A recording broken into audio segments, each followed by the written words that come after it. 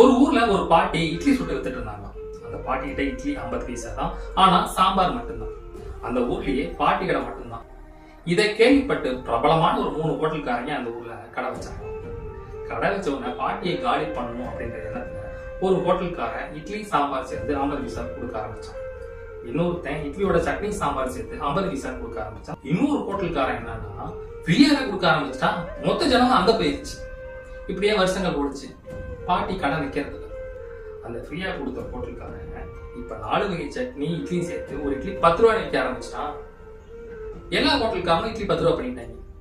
அந்த ஹோட்டல்காரங்களும் கொஞ்சம் பேரும் பாட்டி செத்துருச்சுன்னு நினைச்சிட்டாங்க.